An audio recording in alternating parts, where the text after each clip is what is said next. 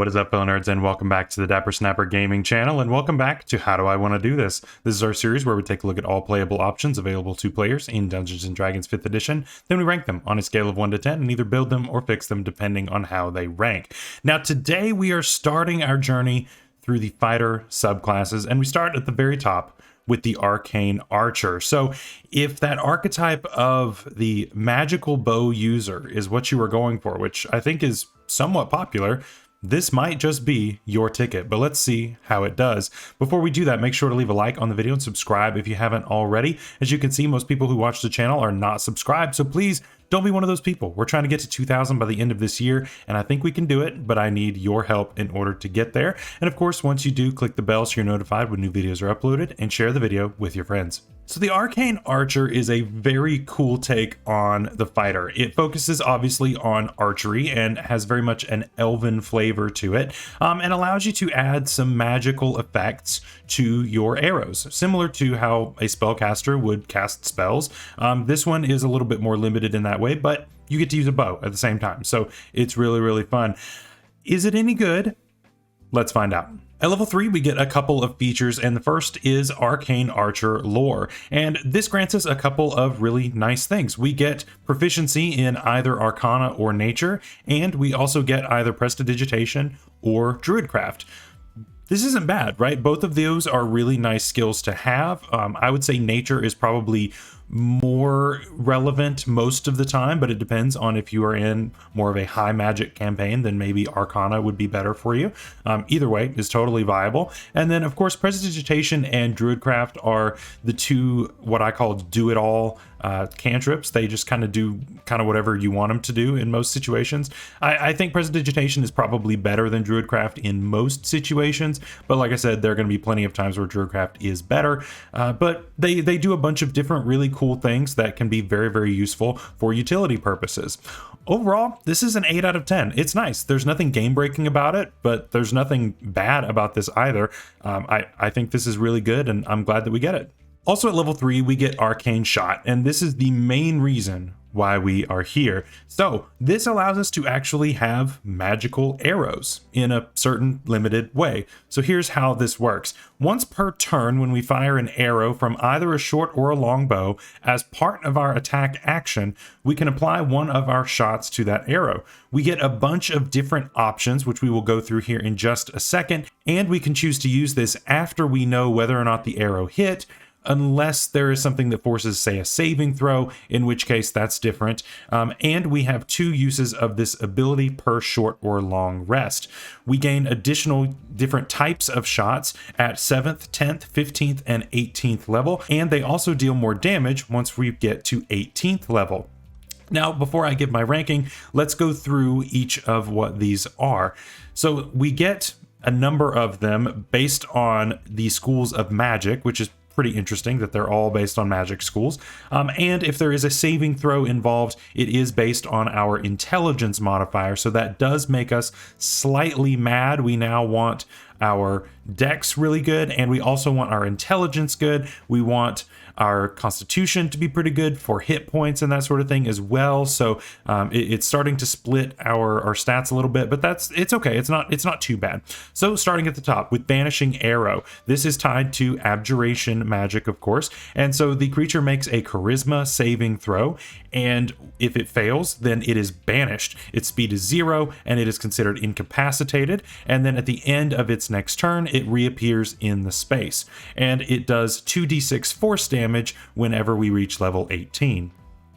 Next, we have Beguiling Arrow, and this is tied to the enchantment school. The creature that is hit by this arrow takes 2d6 psychic damage, and you get to choose an ally within 30 feet of that target. The target must make a wisdom saving throw, or it is charmed by the chosen ally until the start of your next turn. Of course, this ends early if damage is dealt to it or if save is forced. Basically typical charm type effects, and this damage goes up to 4d6 once we reach 18th level. Bursting Arrow allows it to actually explode, which is awesome. So immediately after we hit the creature with the arrow, there is an explosion of 10-foot radius, and every creature there takes force damage of 2d6, and this goes up to 4d6 at fighter 18. Enfeebling Arrow is tied to necromantic magic, and so we deal an extra 2d6 necrotic damage and force a constitution save. If they fail the save, then damage dealt by the weapon attacks are halved until the start of your next turn, and this damage goes up to 4d6 when you reach 18th level in Fighter. Grasping Arrow is next, tied to Conjuration magic. When you hit, there is an extra 2d6 poison damage. The speed of the target is reduced by 10 feet, and it takes 2d6 slashing damage the first time that it tries to move away from the spot it's standing, as long as it doesn't have to do with teleportation. Then, if the target wants to escape, however, if the creature wants to escape, it or a friend can try to help it out by making an athletics check, and that is contested by your Arcane Shot save DC, again, based on your intelligence mod. And then otherwise those brambles last for 1 minute, and the poison and slashing damage both increase to 4d6 at level 18, so that's a decent amount of damage overall. The Piercing Arrow is next, tied to Transmutation magic, and so we actually do not make an attack roll for this one. We actually can pass this arrow through objects and cover, and every creature that is within a line, that is a 30-foot line, must make a dex save, and on a failed save, it takes regular arrow damage plus an extra 1d6 piercing damage, and if it succeeds, it still takes half damage, and the piercing damage goes up to 2d6 when we reach level 18. The Seeking Arrow is tied to Divination magic and actually will seek out a target, and we actually don't make an attack roll for this either. We choose one creature that we've seen in the past minute, and the arrow will fly towards that creature, and it goes around corners, it ignores cover, at least everything but full cover anyway, and as long as the target is within the range and has a path that it can follow, it has to make a dexterity saving throw, and on a failed save it takes damage, plus it takes force damage of 1d6, and you learn the target's location. And if it succeeds, then it takes half as much damage and you don't learn its location. This force damage goes up to 2d6 when we reach Fighter 18. Finally, Shadow Arrow, tied to the Illusion School. When a creature is hit by this arrow, it takes 2d6 extra psychic damage, and the creature has to make a wisdom saving throw, or be unable to see any farther than 5 feet away from it until the start of your next turn.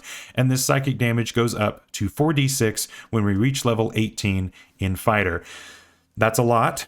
Don't worry, this is the shorter of these lists. Just wait till we get to the Battlemaster maneuvers. So the Arcane Archer, Arcane Shot feature. There are a few things that I like about this, and there are a few things that I do not like about this. What do I like about this?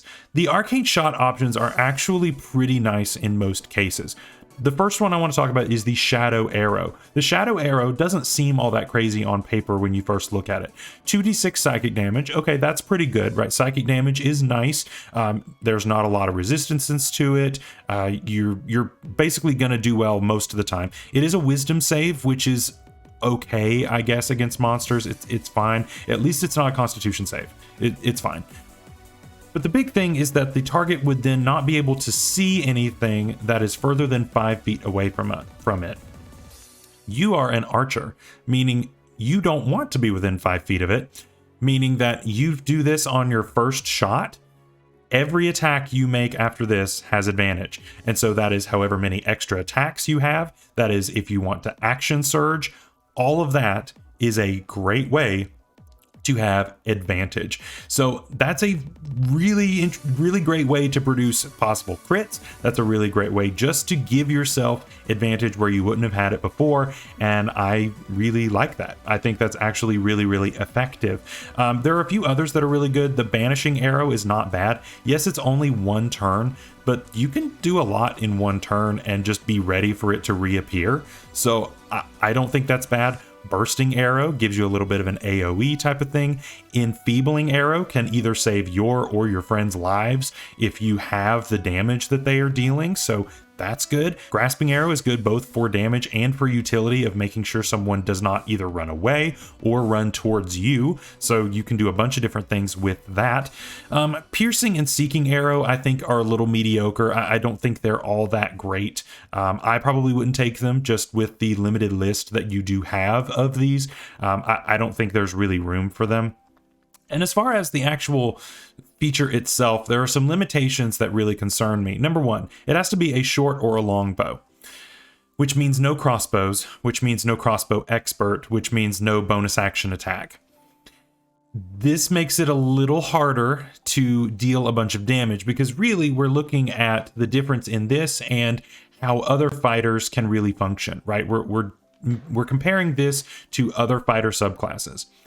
And so other fighter subclasses could take a crossbow, could take crossbow expert, and they have a bonus action attack. So do these arcane shots add up to extra damage enough to where it is worth an extra attack on your bonus action? But to me, most of the time, my money is going to be on that extra attack rather than having these extra little shots. But maybe there's some more redeeming here. We can do this once per turn. So you can't fire one arrow of one kind and then fire an arrow of another kind or two of the same kind in a turn. It does have to be once per turn, and that ignores action surge because that's just one more action on your turn. And it does have to be part of the attack action as well. So no crossbows. You can't do it more than once per turn. So that's very limiting, and you get 2 per short rest. That's it. Yes, later on we're going to be able to get 1 back whenever we roll initiative. But at the same time, other subclasses get stuff like that too. And so it doesn't make this any better than other ones. So it's tough. It's tough. It's fun. It's a fun feature for sure. But honestly, I don't know if I would carry the short or long bow as my primary weapon with this. And that's just how limited it is. If I only get 2 of them, I'm going to want to make sure that those count. But otherwise, I'm probably going to carry a hand crossbow, take crossbow expert, take some of the things that we get from there, and then take sharpshooter. And then when I really want something crazy to happen, then I pull out my bow. And then I use the arcane shots. I don't know that I would make the short or long bow my primary source of dealing damage. And that's what makes this a little difficult for me. Overall, I've got to give this a 6 out of 10. It's good. It is good. However, it's only good twice per rest, and that is incredibly limiting to me. I don't know why we couldn't have made this proficiency bonus times per rest. This is Xanathar's Guide to Everything. It's not like this is from the original PHB back in 2014. This is new-ish, at least in the span of the D&D timeline. So I don't know why we're limited to only 2. I guess we're trying to make sure that the combination of this and the rogue doesn't get out of hand. But at the same time, it also feels like you're punishing those who took this subclass over those who took something like the Battlemaster, which we will talk about in later weeks. Either way, I can't rank it super high because of how limiting it is in nature. At level 7, we get Magic Arrow. Very simple name and very simple application, but quite useful. So whenever you fire a non-magical arrow out of your non-magical bow, this actually will turn it magical for the purposes of overcoming resistance and immunity to non-magical attacks and damage. And of course, these turn back into regular arrows after you either hit or miss the target. This is actually pretty nice, and 7th level is actually a pretty good time to be getting it. You're going to start running into a lot of creatures that have resistance to non-magical bludgeoning, piercing, and slashing, and of course you're going to be dealing piercing damage most of the time outside of some of your arcane shots. This is pretty nice because there aren't actually a lot of bows in the DMG or in the PHB that offer a lot of options for other bows to be used, and so you may not have a just plain Jane +1 short bow, +1 long bow. You may still have your regular bow at this point, in which case this is game changing. So because of the limited nature of just bows in general and how many types of magical bows there are, or how few rather, and the fact that this is coming online at a good level, this is actually pretty good. I would say this is a 9 out of 10. Yes, it gets negated if you get a magical bow, but at the same time, though, I still think it's worth having it here at 7th level, just in case you don't have one yet. Also at 7th level, we get Curving Shot, and this allows us to re-roll an attack roll if we miss against a target. The kicker is there has to be another creature within 60 feet of it for us to aim at. Now, I say that like it's limiting, but really it's actually not, because normally we talk about how it's hard to find a bunch of enemies that are bunched up together, right? 60 feet is incredibly generous, and you notice that 60 feet, it doesn't say anything about whether or not it affects your disadvantage range. It doesn't say anything about whether or not it's completely out of the range of your bow. There is no kind of anything for that. It doesn't say it has to even be in the same line of it. It could be completely off to the side, and it doesn't matter. So there are a lot of ways that they could have restricted this feature and chose not to, and that's a good thing. I think having basically an extra roll of it, yeah, maybe it's not the creature you were aiming at, but you're still dealing damage. So you're still contributing to the party in a meaningful way.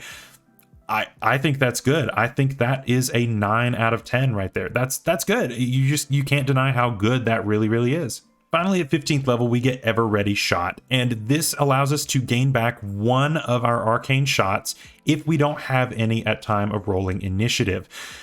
This is good. It's good to have one always ready, right? We only ever get 2 per rest anyway. This technically would give us a 3rd or 4th or however many, just depending on when you get to short rest. It still exposes a weakness of this because even the Battlemaster gets this feature basically, but the Battlemasters is still technically better than this.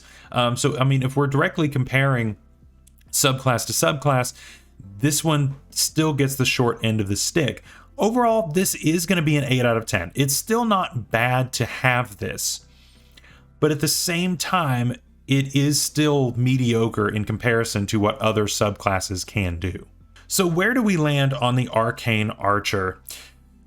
It's a tough one, right? Because I think that this actually is not a terrible subclass overall. I know a lot of people give this one a really bad rap of being complete trash. I don't think it's complete trash, but I also don't think it's as good as what some other people say that it is. As I was doing a lot of research for this video, I've noticed that there are 2 camps of saying, either this is really good and it's almost as good as the Battlemaster, but I've also seen people that say you can throw this in the dumpster, don't even take it, don't think about it.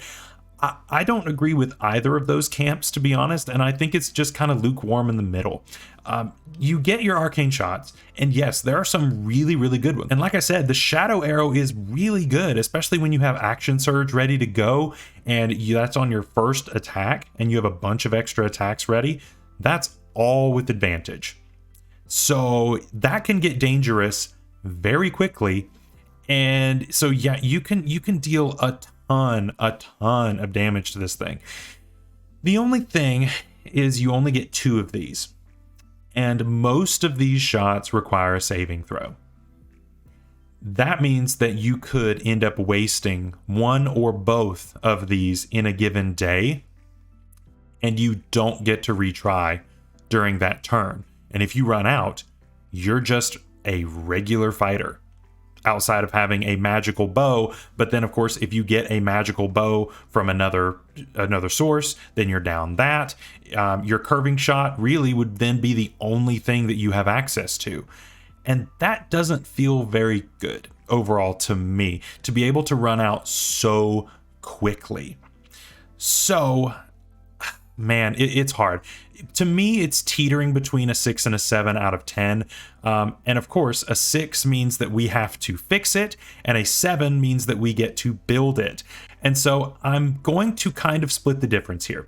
I'm going to give this a 7 out of 10 because I don't think it's trash, but I don't think it's great. However, I am going to also in this video suggest ways to fix this because I do think that it needs help. And so here are some simple ways that I would fix this subclass just to bump it up a little bit to get it to be okay in comparison with some of the other subclasses. Number 1, I would change the number of times per short rest to proficiency bonus. So you start out with the same number of shots as you would with this subclass, but eventually you're going to get up to 6. Yes, this would mean that when you multi-class, say you went 3 levels of this and then you went rogue the rest of the way, yes, this does mean that you're going to be giving more power to that rogue, and that rogue is going to have 6 uses of this per day. However, in that case as well, you're also not going to get those 18th level arcane shot bonuses. You're only ever going to have that 2d6 damage, which is added on to your sneak attack in that case. But overall, I have to try to make this appealing to take, right? And right now, it's less appealing than other options.